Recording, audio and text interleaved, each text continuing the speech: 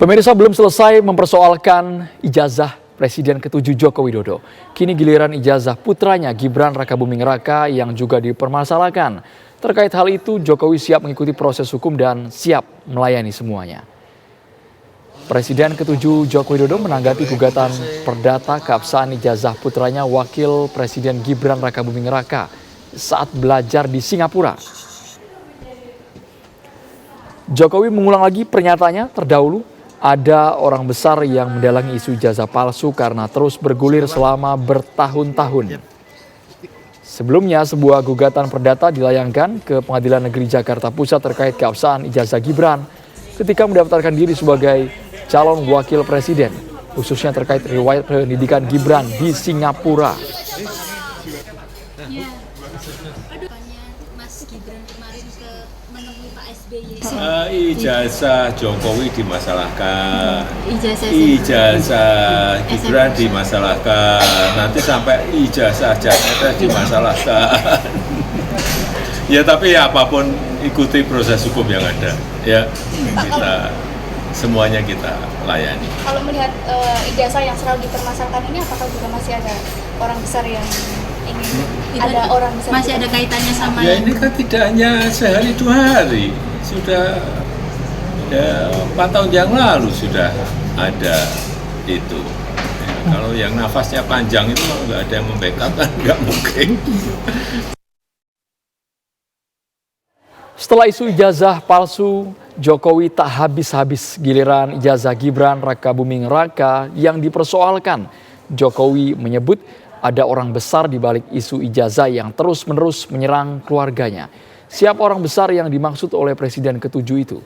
Sudah bersama kami Ketua Umum Jokowi Mania, Bang Andi Aswan. Bang Andi, kita langsung saja, tidak usah basa-basi, lagi-lagi soal ijazah ini, Bang. Bahkan ada pernyataan dari Jokowi, ada orang besar, nafasnya panjang, sehingga ijazah terus digulirkan, Bang.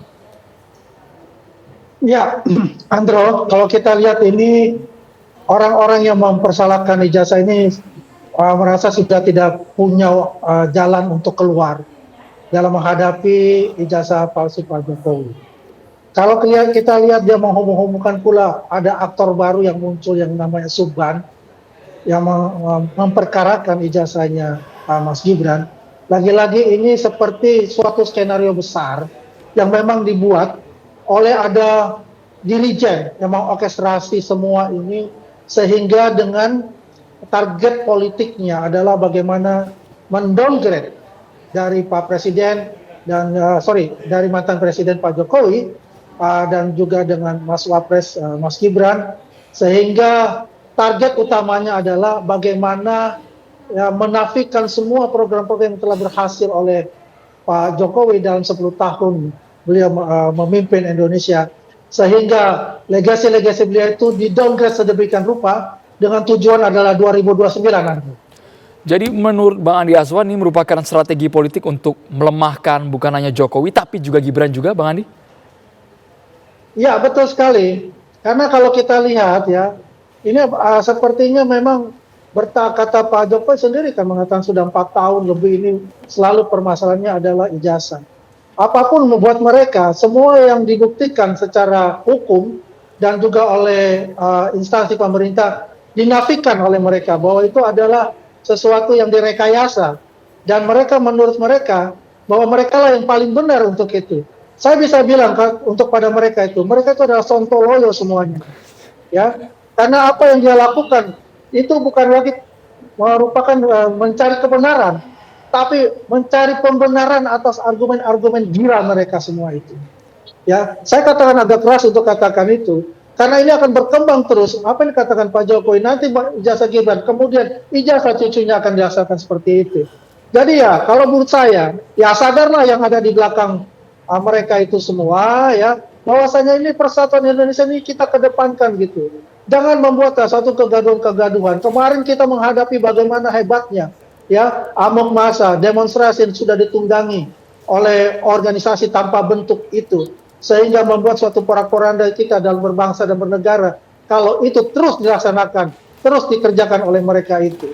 Jadi untuk itu, kalau kita melihat adalah tendensi mereka itu adalah tendensi politik, ya, bukan tendensi yang lain-lain, tapi tendensi politik untuk mendowngrade Pak Jokowi dan juga Wapres Mas Gibran, sehingga beliau itu seolah-olah adalah seseorang yang terdakwa yang tidak mempunyai apapun, yang tidak bisa bekerja untuk negara ini dan dilalui oleh ijazah itu. Sedangkan ijazah itu sendiri sudah masuk ke proses di Polda Metro Jaya, ya, sehingga menunggu mereka dijadikan terdakwa, ya, sehingga mereka tidak lagi dipercepatlah dari Polda Metro Jaya, sehingga mereka tidak lagi untuk membuat suatu manuver-manuver yang ingin membuat opini jahat kepada Pak Jokowi dan Mas Gibran. Begitu, Andro. Bang Andi, dari nama yang bermunculan kemudian terpotret oleh media, apakah Anda yakin ada orang yang memang sengaja mengorkestrasi ini semua sehingga rasanya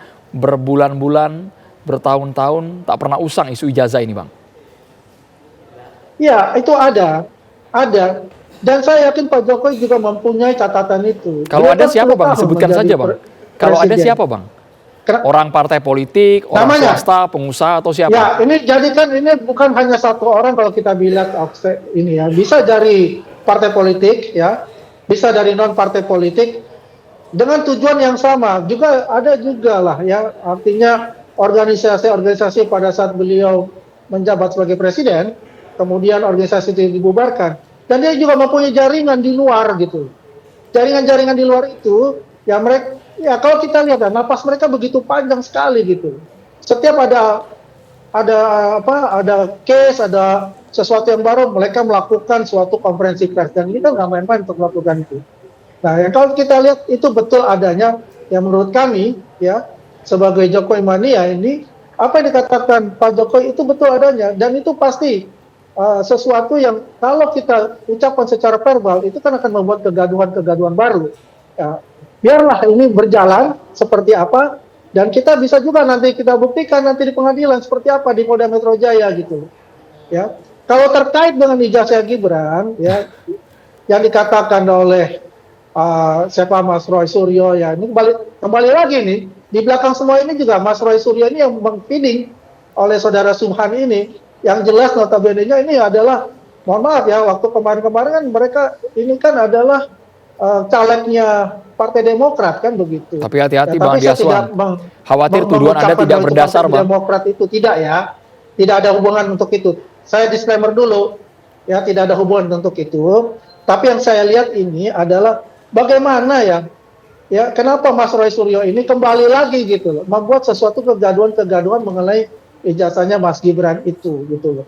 Yang jelas buat saya adalah sesuatu yang tidak mungkin kalau tidak ada yang mengorkestrasi untuk itu.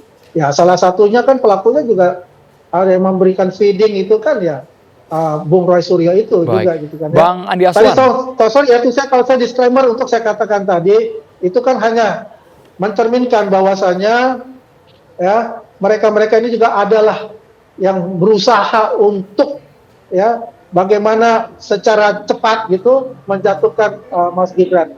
Dengan, ya, kalau kita lihat banyak tokoh-tokoh, ya, yang sudah mendeklar itu, ya, yang kemudian mereka bergabung, yang dibuat katakan sekretariat bersama pada saat terjadinya kemarin itu di demonstrasi itu, ya saya sebutin aja situ kan ada Refli Harun, ada teroris, ya. Teroris itu Tifa, Roy, dan Rismon di situ kan, dan banyak yang lainnya gitu. Begitu, Andro. Oke, ini sangat berisiko ketika Anda sudah menyebutkan nama, artinya Anda menanggung sendiri apa nama-nama yang Anda ucapkan. Tapi seperti Ya, ini, saya kalau Bang nama Andi, ya, oke, ya.